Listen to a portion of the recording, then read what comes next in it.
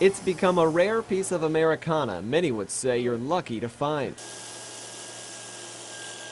People sitting around, Who am I got above now?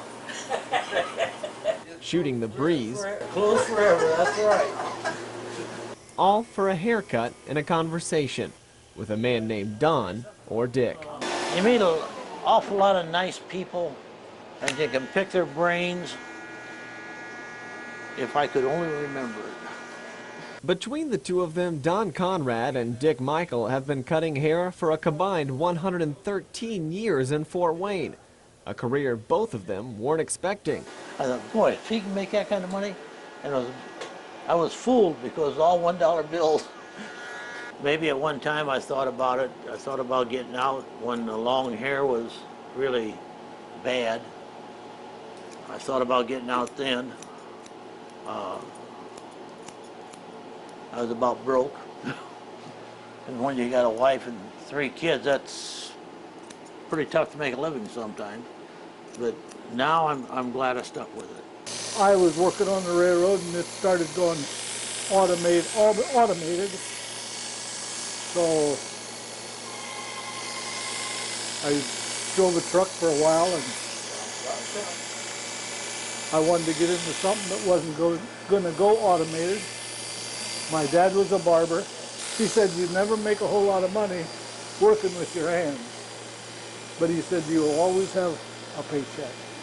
You never get laid off. And it worked. Don Conrad has been in this modest building on Decatur Road since 1963. But his partner Dick Michael, who's been cutting hair longer than he has, didn't join him until 2000. A good way to get out of the house. But like all streaks, this one has come to an end. You see, Friday, they turned their clippers off for good. He said, make up a sign. I said, okay. He got over to the door and he says, just make it up forever. I said, that works for me. A lot of my customers have passed away over the years, and I've had them from the time, from 1959 on. Gosh, it's changed so much, it's just hard to believe. Which is why on their last day, Don's Barbershop. regulars came flooding through the doors for one more haircut.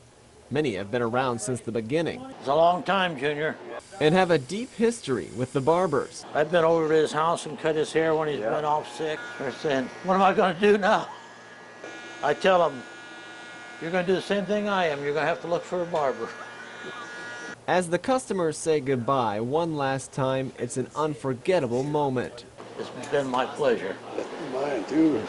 The old-time barbers have been impacting not just people that come through the doors, but each other.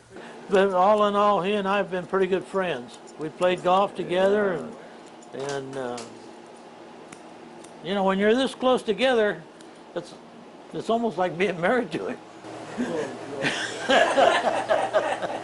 The two plan to stay in Fort Wayne, maybe play some golf, and for Dick, some woodworking. They've gained not just customers over the years, but friends. If you have a good Democrat in the chair, you have to be a Democrat. And if you have a good Republican in the chair, you have to be a good Republican. You try not to make enemies with your mouth. You can do that a lot of times with your clippers. Because once you walk through these doors, you're important. And once you sit in their chair, you're a friend through the eyes of a barber. I won't miss cutting the hair. I'll miss talking to the people. And it's been a great career. You can't imagine. I mean, I've had millionaires sit in this chair, and I've had people sit in this chair that didn't have a nickel. Just give them a haircut. In Fort Wayne, Adam Widener, News Channel 15.